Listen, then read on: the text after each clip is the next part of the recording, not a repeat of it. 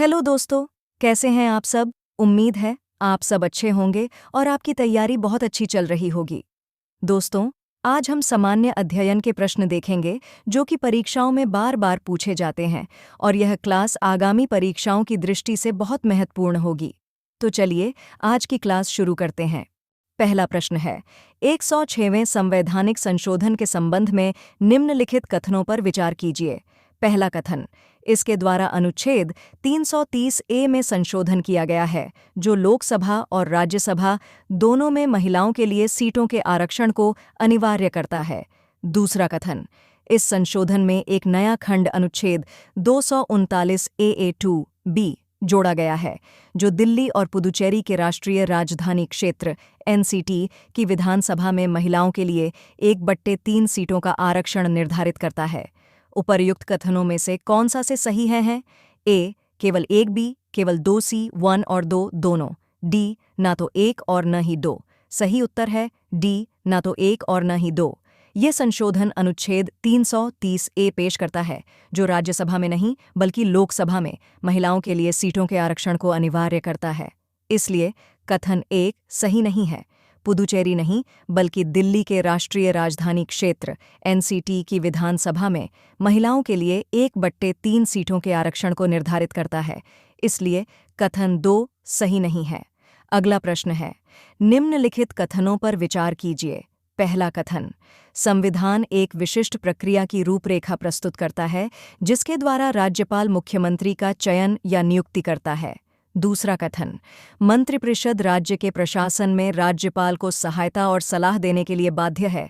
उपर्युक्त कथनों में से कौन सा से सही है? ए, केवल 1B, केवल 2C, केवल 1 और 2D, न तो 1 और न ही 2। सही उत्तर है केवल 2।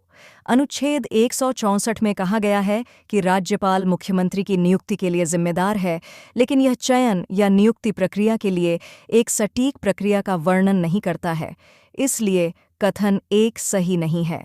संविधान के अनुच्छेद 163 के अनुसार मंत्रिपरिषद राज्य के प्रशासन में राज्यपाल को सहायता और सलाह देने के लिए बाध्य है। अतः कथन 2 सही है। अगला प्रश्न है, भारतीय जनता पार्टी का स्थापना कब हुआ था?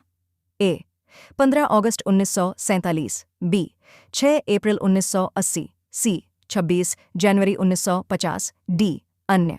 सही उत्तर है बी, 6 अप्रैल 1980। अगला प्रश्न है, योजना आयोग का प्रतिस्थापना किससे हुआ है? ए, केंद्र आयोग, बी, मुखर्जी आयोग, सी, नीति आयोग, डी, अन्य। सही उत्तर है सी, नीति आयोग। अगला प्रश्न है, नीति आयोग कब बनाई गई? ए, 1 जनवरी 2015, बी, 13 अप्रैल 2014, सी, 30 जून 2015, डी, अन्य। सही उत्तर है ए, 1 जनवरी 2015। अगला प्रश्न है, स्वच्छ भारत अभियान कब आरंभ हुआ? ए, 1 अप्रैल 2015, बी, 9 दिसंबर 2014, सी, 2 अक्टूबर 2014, डी, 26 जनवरी 2015। सही उत्तर है सी, 2 अक्टूबर 2014। अगला प्रश्न है, किसने कहा था कि गांधी जी ने राष्ट्रीय आंदोलन को एक क्रांतिकारी आंदोलन और जन आंदोलन का रूप दिया? ए, कूपलैंड, बी, लुईस फिशर, सी, गोखले, डी, सुभाष चंद्र बोस। सही उत्तर है ए, कूपलैंड। अगला प्रश्न है, महात्मा गांधी ने कब हरिजन पत्रिका का प्रकाशन आरंभ किया था? ए, 1920, बी, 1965, सी, 1986, डी, 1933। सही उत्तर है डी, 1933। अगला प्रश्न है, भारत छोड़ो आंदोलन कांग्रेस ने कब शुरू किया था? ए, 1935, बी, 1950, सी, 1947, डी, 1942। सही उत्तर है डी, 1942। अगला प्रश्न है, स्वराज मेरा जन्मसिद्ध अधिकार है, यह किसने कहा था? ए, रविंद्रनाथ ठाकुर, बी, लोकमान्य तिलक, सी, लाला लाजपत राय, डी, महात्मा गांधी। सही उत्तर है बी, लोकमान्य तिलक। अगला प्रश्न है, महात्मा गांधी जी के असहयोग आंदोलन के दौरान किसने अपनी वकालत छोड़ डाच दी? ए, मोतीलाल नेहरू, बी, जवाहरलाल नेहरू, सी, मदन मोहन मालवीय, डी, इनमें से कोई नहीं। सही उत्तर है ए, मोतीलाल नेहरू। अगला प्रश्न है, भारत के उत्थान के लिए जन चेतना जगाने हेतु किसने लंदन में ईस्ट इंडिया एसोसिएशन की स्थापना की? ए, दादा भाई नौरोजी, बी, महात्मा गांधी, सी, जवाहरलाल नेहरू, डी, रविंद्रनाथ ठाकुर। सही उत्तर है ए, दादा भाई नौरोजी। अगला प्रश्न है, भारत में सामाजिक भेदभाव की बढ़ती घटनाओं को रोकने के लिए इल्बर्ट बिल किसके द्वारा प्रस्तावित किया गया था? A. Curzon, B. Lytton, C. Ripon, D. इनमें से कोई नहीं। सही उत्तर है सी. रिपन। अगला प्रश्न है, भारतीय राष्ट्रीय कांग्रेस से त्यागपत्र देने के बाद सुभाष चंद्र बोस ने निम्नलिखित की स्थापना की? A. Krishak Praja Party, B.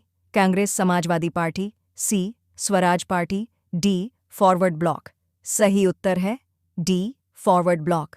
अगला प्रश्न है, मेरे पास खून, पसीना और आंसू के अतिरिक्त देने के लिए कुछ भी नहीं है, यह किसने कहा? A. Lord Nelson, B. Napoleon, C. Churchill, D. Subhash Chandra Bose. सही उत्तर है सी. चर्चिल। अगला प्रश्न है, फूट डालो और राज करो की नीति अपनाई थी? A. Lord Mountbatten, B. Lord William Bentinck, C. Lord Curzon, D. Lord Cripps. सही उत्तर है सी. Lord Curzon. अगला प्रश्न है, गदर पार्टी का मुख्यालय कहाँ था? ए. मॉस्को में, बी. बर्लिन में, सी. कराची में, डी. सैन फ्रांसिस्को में। सही उत्तर है डी. सैन फ्रांसिस्को में। अगला प्रश्न है, किन राष्ट्रीय नेता को लोकहितवादी कहा गया है? ए. गोपाल हरि देशमुख, बी. लाला लाजपत राय, सी. मोतीलाल नेहरू, डी. महात्मा गांधी। सही उत्तर है ए. गोपाल हरि देशमुख। अगला प्रश्न है, 1935 के भारत सरकार का अधिनियम किस निर्णय से संबंधित है? ए. प्रांतों में उद्योग, बी. प्रौढ़ मतदान, सी. प्रांतीय स्वायत्तता, डी. इनमें से कोई नहीं। सही उत्तर है सी. प्रांतीय स्वायत्तता। अगला प्रश्न है, 1905 में सर्वेंट्स ऑफ इंडिया सोसाइटी को किसने आरंभ किया? ए. गोपाल कृष्ण गोखले, बी. महात्मा गांधी, सी. मोतीलाल नेहरू, डी. लोकमान्य तिलक। सही उत्तर है ए. गोपाल कृष्ण गोखले। दोस्तों, ये थी आज की हमारी क्लास। अगर आपको हमारी क्लास पसंद आई है तो वीडियो को लाइक करें और अपने दोस्तों के साथ शेयर करें। यदि आप हमारे YouTube चैनल पर नए हैं तो हमारे YouTube चैनल उत्तराखंड ज्ञानपीठ को सब्सक्राइब करके बेल आइकॉन ज़रूर प्रेस करें ताकि हमारे नए वीडियोस का नोटिफिकेशन आप तक पहुंच जाए। फिर मिलते हैं एक नई क्लास के साथ। Thank you.